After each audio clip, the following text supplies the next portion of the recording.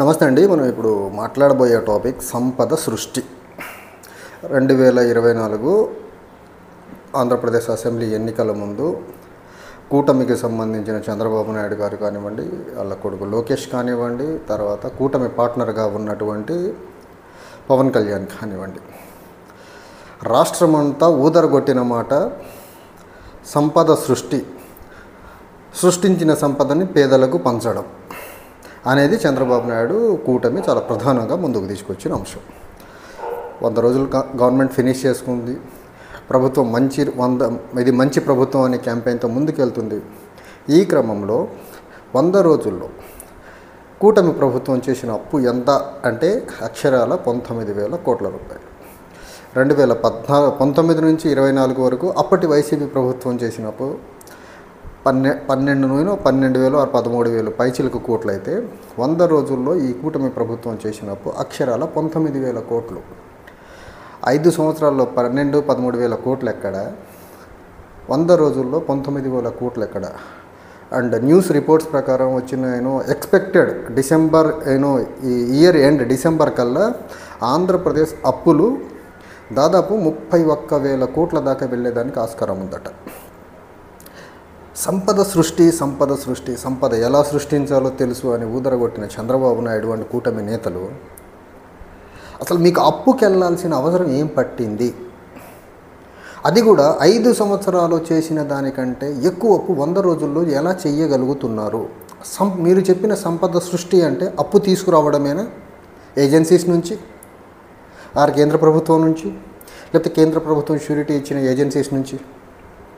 ఇదేనా మీ సంపద సృష్టి అంటే సంపద సృష్టిలో మీరు తీసుకొస్తున్న ఇంకో పాలసీ కొత్త మద్యం పాలసీ. అది అక్టోబర్ 1 నుంచి ఇంప్లిమెంటేషన్లోకి రాబోతుంది అనుకుంటా, ఇఫ్ ఐఎమ్ నాట్ రాంగ్.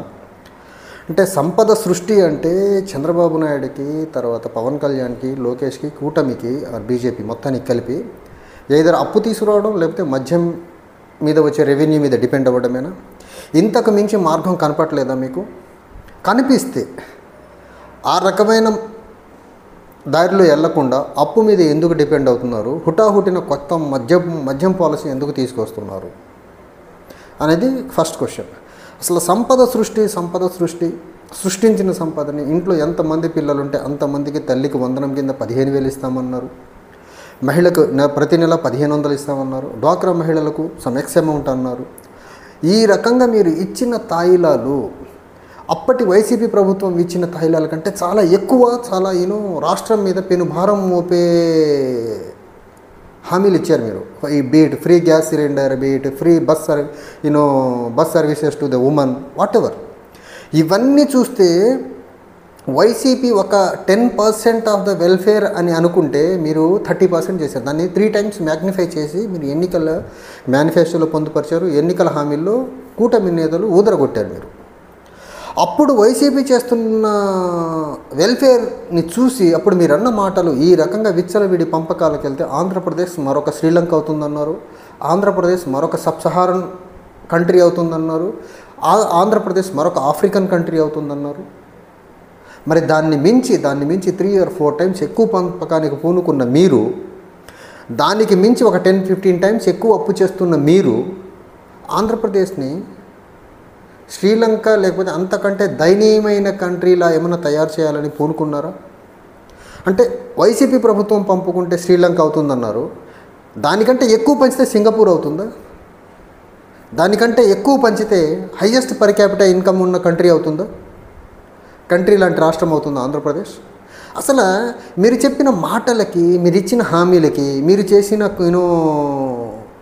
ఎలిగేషన్కి గత ప్రభుత్వం మీద ఇప్పుడు మీరు చేస్తున్న దానికి అసలు పొంతన అనేది ఏమైనా ఉందా? 5 సంవత్సరాల్లో 11, 12, 13,000 కోట్లు ఎక్కడ? జస్ట్ 100 రోజుల్లో 19,000 కోట్లు ఎక్కడ? డిసెంబర్ నాటికి అది 31,000 కోట్ల రూపాయలు అవుతుంది. అసలు ఎక్కడ మీరు చెప్పే సంపద సృష్టి అనేది ఎక్కడుంది? అండ్ రీసెంట్గా ఒక లూలు సంస్థని ఆంధ్రప్రదేశ్లో ఎస్టాబ్లిష్ చేయాలనుకుంటున్నారు అనేసి. లూలు సంస్థ అనేది అది ఇండస్ట్రీ కాదు, అది ఒక షాపింగ్ కాంప్లెక్స్. షాపింగ్ కాంప్లెక్స్ పెడితే ప్రజలు ఇంకా వాళ్ళ దగ్గర ఉన్న ఎక్స్పెండిచర్ పెరుగుద్ది తప్ప సంపద సృష్టి ఎక్కడి నుంచి వస్తుంది? అతను బాగుపడతాడు కదా. దానివల్ల ఎంప్లాయ్మెంట్ జనరేషన్ ఏముంటుంది? ఎంప్లాయ్మెంట్ జనరేషన్ లూలులో వచ్చే ఎంప్లాయ్మెంట్ జనరేషన్ పార్కింగ్ దగ్గర నుంచి పార్కింగ్ చూసుకునే ఎంప్లాయీస్కి పార్కింగ్ చూసుకునే వాళ్ళు ఉంటారు, లేకపోతే లోపల సేల్స్ మెన్స్గా, సేల్స్ బాయ్గా, సేల్స్ ఉమెన్గా ఉద్యోగాలు తప్ప అందులో బెటర్ ఎడ్యుకేటెడ్ పీపుల్కి ఎంప్లాయ్మెంట్ అసలు ఆపర్చునిటీ అనేది ఏమన్నా ఉందా లూలులో? అండ్ లూలు ఒక షాపింగ్ మాల్ని మీరు ఒక ఇండస్ట్రీగా ప్రొజెక్ట్ చేసే ప్రయత్నం ఎందుకు చేస్తున్నారు? లూలు అనేది ఒక షాపింగ్ కాంప్లెక్సే కదా. అదొక ఐటీ కంపెనీ కాదు, అదొక మ్యానుఫ్యాక్చరింగ్ కంపెనీ కాదు, అదొక ఎంఎస్ఎంఈ అంతకంటే కాదు. దాంట్లో ప్రొడక్షన్ అనేది లేదు, ఎవరో ప్రొడ్యూస్ చేసిన దాన్ని తీసుకొచ్చి అమ్ముకునే కంపెనీ అది, అమ్ముకునే షాపింగ్ మాల్ అది. అసలు మీ 100 రోజుల మంచి ప్రభుత్వంలో మీరు తీసుకొచ్చిన కొద్దిపాటి కంపెనీలేంటి? 100 రోజుల్లో ఆంధ్రప్రదేశ్ యువతకు ఉపాధి అవకాశాల కల్పన కోసం మీరు తీసుకున్న చర్యలేంటి?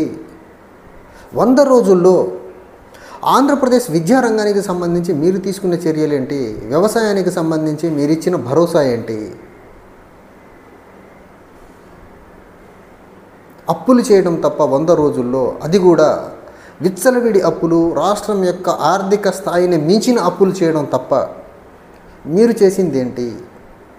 ఈ రకంగా మీరు అప్పులు చేసుకుంటా ముందుకెళ్ళి ఆంధ్రప్రదేశ్ ప్రజల మీద పెనుభారం మోయడం తప్ప ఇంకేమన్నా ఉందా?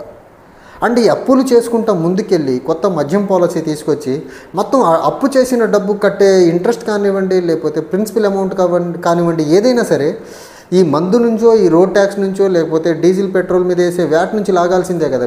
మీరు సొంత జేబుల నుంచి కట్టే డబ్బులు అయితే కాదు కదా.